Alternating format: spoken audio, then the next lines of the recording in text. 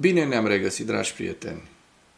În această noapte, Ucraina a răspuns atacurilor din ultimele zile ale Rusiei cu drone asupra populației civile, atacând la rândul ei obiective din Moscova. Veți vedea că în informațiile de astăzi avem și această informație, potrivit căreia dronele ucrainene atacă Moscova și regiunea Moscovei, au ars mașini și aeroporturile din Moscova și zona Moscovei au fost închise, au suspendat zboruri. 3 morți și 6 răniți în atacurile rusești asupra regiunii Donetsk. Comisia Electorală Centrală din Moldova nu a permis blocului pro-rus al oligarhului Șor să candideze la alegeri. O veste foarte, foarte interesantă și importantă. Felicitări campionului mondial Usyk, care l-a eliminat pe Dubois în runda a 5-a și a devenit campionul incontestabil la categoria grea pentru a doua oară. La final vă prezint hărțile Institutului pentru Studiul Războiului și ale analiștilor think tank-ului ucrainean Deep State, dar nu înainte de a vă prezenta știrea potrivit căreia orașul ucrainean Pavlograd se confruntă cu o noapte și o dimineață infernală de atacuri rusești. Dronele ucrainene atacă Moscova și regiunea Moscovei. Ard mașini, avem și aeroporturi sunt închise, avem și niște imagini video care arată aceste lucruri. În noaptea de 20 iulie, autoritățile ruse au anunțat doborârea a 16 drone care se presupune că se îndreptau spre Moscova. În regiunea Moscovei, mașinile au luat foc după ce au căzut resturi. Ia să vedem despre ce e vorba.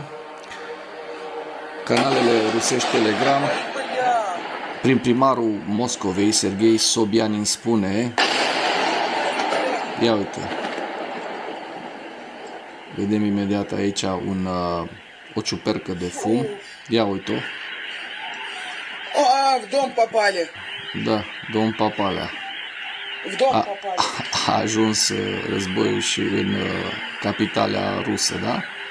Deci, din ce în ce mai mult o să vedem aceste tipuri de imagini cu explozii în Moscova și este doar începutul, pentru că ucrainenii vor primi în curând rachetele Storm Shadow, rachetele Taurus din Germania, care au o rază lungă de acțiune și pot viza, dacă sunt folosite de pe avioanele, de pe aeronavele F-16, pot viza chiar obiective militare și strategice din Rusia.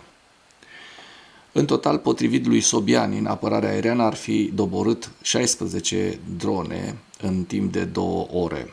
În urma căderii resturilor, de la una dintre dronele doborâte la Zelenograd, care se află la nord de Moscova, mașinile au luat foc. Hai să vedem și aceste imagini.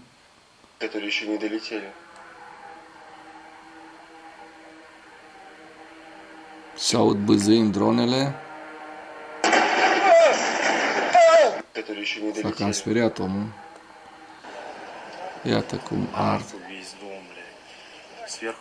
între blocurile rusești. Da. Războiul a ajuns la porțile Moscovei. Asta și-a dorit Putin. Asta primește. Din cauza atacului cu drone, toate aeroporturile din Moscova, Sheremetyevo, Domodedovo, Vnukovo și Iukovski, au suspendat decolările și aterizările navelor, deci și-au suspendat activitatea. Ministerul rus al apărării a anunțat în această dimineață că sistemele rusești de apărare aeriană ar fi doborât peste noapte 93 de drone ucrainene în 9 regiuni, inclusiv 19 deasupra Moscovei. Deci un atac masiv al Ucrainei împotriva Rusiei cu drone, așa cum vedem din aceste imagini. Rușii în acest timp își continuă crimele de război în Ucraina, 3 morți și 6 răniți în atacurile rusești asupra regiunii Donetsk și Știm că în urma bombardamentului rusesc deasupra regiunii Donetsk din data de 19 iulie, 3 civili au fost uciși și alte 6 persoane au fost rănite. Potrivit șefului regiunii Donetsk, Vadim Filiașin, pe data de 19 iulie, rușii au ucis 3 locuitori ai regiunii Donetsk în Constantinovka, Pokrovsk și Raskoye. Printre răniți, 4 locuitori din Constantinovka, 2 persoane din Raiskoye. Găsim de asemenea mai multe știri de acest gen cu atacurile rusești asupra populației civile. Drone rusești atacă Izum, 2 persoane au fost rănite și case avariate. Vedem această știre. Mai avem știrea potrivit căreia în regiunea Rostov din Federația Rusă dronele au avariat calea ferată, 75 de trenuri au întârziat. Deci un război la scară largă în Ucraina. Comisia Electorală Centrală din Republica Moldova nu a permis blocului prorus al oligarhului Șor să candideze la alegeri. Comisia a respins cererea de înregistrare a blocului Pobeda legat de oligarhul rus Fugar, care este un pro-rus, așa cum știm, pentru a participa la alegerile parlamentare. Decizia a fost luată pe data de 19 iulie, relatează Adevărul Ucrainean, citând publicația Newsmaker. Comisia Electorală Centrală nu a acceptat, așa cum vedem în aceste imagini, cererea de înregistrare a blocului electoral Victorie pentru a participa la alegerile parlamentare. Decizia a fost luată într-o ședință de ieri, de 19 iulie.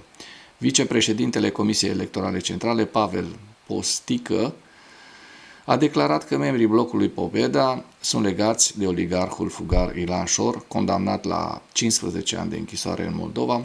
El a mai spus că oligarhul fugar însuși a participat la crearea blocului, în plus organizarea unui congres al blocului politic Pobeda Moscova ridică suspiciuni rezonabile, a spus reprezentantul Comisiei Electorale Centrale. Organizarea unui congres pe teritoriul unui stat străin, fără supravegherea organelor electorale, cu participare și sprijinul logistic al structurilor străine, dă naștere la suspiciuni rezonabile de finanțare ilegală, iar acest lucru este contrar legislației naționale, a declarat Postică.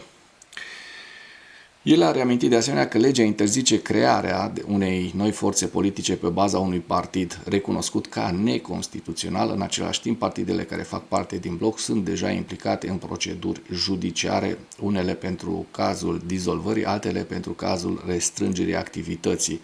Și o să vă las întreaga știre în comentarii, linkul în comentarii, pentru că este un articol foarte interesant. Asta înseamnă că dacă acest lucru s-a întâmplat, și nu avem de ce să nu credem că s-a întâmplat, pentru că este o știre care vine din Republica Moldova, acești extremiști, suveraniști, cum își spun ei, sau patrioți, nu vor avea posibilitatea să candideze la alegeri, pentru că, așa cum știm, sunt finanțați de către Rusia, de către un stat terorist criminal rus, care, bineînțeles că avea un avantaj imens folosind bani și rețelele de socializare, resurse foarte, foarte mari pe care Republica Moldova nu le avea, de care Republica Moldova nu dispunea, astfel că i-au scos din priză înainte să înceapă această competiție electorală. Aviz amatorilor, pentru că mai sunt și prin România astfel de lucruri, astfel de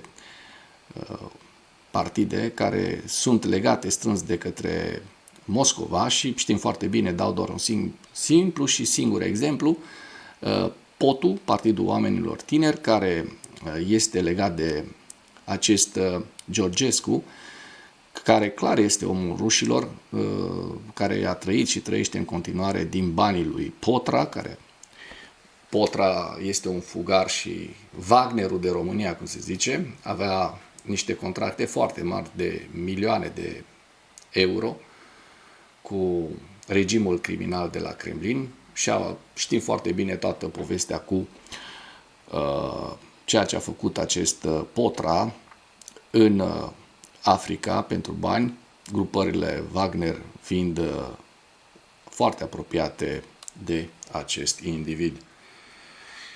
Dacă până în acest moment ai găsit informații utile în material, contribuie cu un like și cu o distribuire a acestui videoclip pentru a ajunge la cât mai multă lume.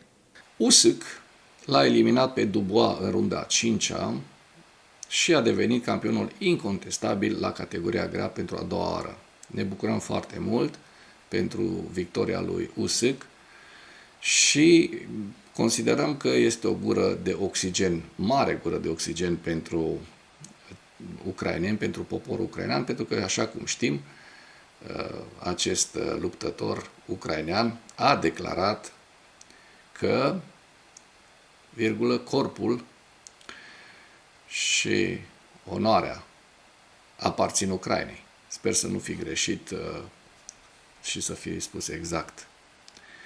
Ucrainei și familiei, da? Corpul și onoarea aparțin Ucrainei și familiei.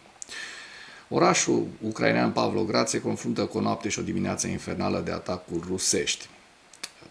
Pavlograd, un oraș din regiunea Dnepropetrovsk, care a devenit un centru cheie pentru ajutor umanitar pentru cei care evacuează frontul, a suferit unul dintre cele mai severe atacuri ale războiului, a declarat guvernatorul Serghei Lisak pe 19 iulie. O noapte și o dimineață infernală pentru Pavlograd, a scris Lisak pe Telegram, cel mai masiv atac asupra orașului, explozie după explozie, teroriștii ruși au atacat cu rachete și drone. Lisak a raportat incendii în urma atacurilor, precum și pagube la 9 clădiri înalte, o casă și o instituție de învățământ, și că poliția și personalul umanitar se aflau la fața locului, nu au fost raportate încă victime. Pe măsură ce eforturile Rusiei de a captura orașul Pokrovsk din apropiere s-au intensificat, Pavlograd a devenit din ce în ce mai mult un nou centru de evacuare pentru cei care fug de luptele care au loc în Ucraina.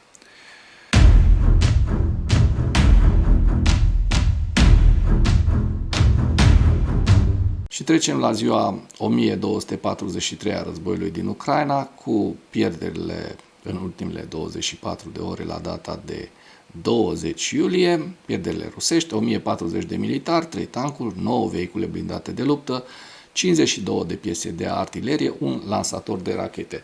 Și lista cu pierderile rusești o găsiți în întregime în această imagine. Trecem la hărțile Deep State, să vedem dacă au existat modificări ale fronturilor în ultimele 24 de ore. Și așa cum bine vedem în partea de sud a Ucrainei, atât în zona Herson cât și în Zaporojie, n-au existat modificări ale fronturilor. Mergem către zona Pokrovsk, unde observăm că, din păcate, la sud de Pokrovsk, în două zone, rușii au reușit să avanseze și aici vorbim de aproximativ 1,5 km pătrat la vest de Mârne și de Pidudne.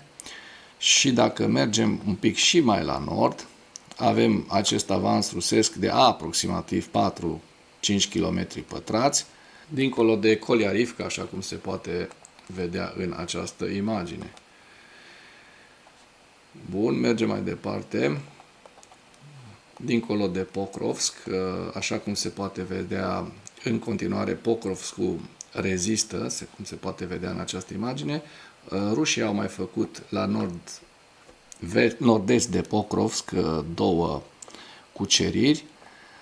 La nord de Romanivka vedem această zonă, undeva la 2 km pătrați și tot cam așa la nord-est de Leonidivka, da?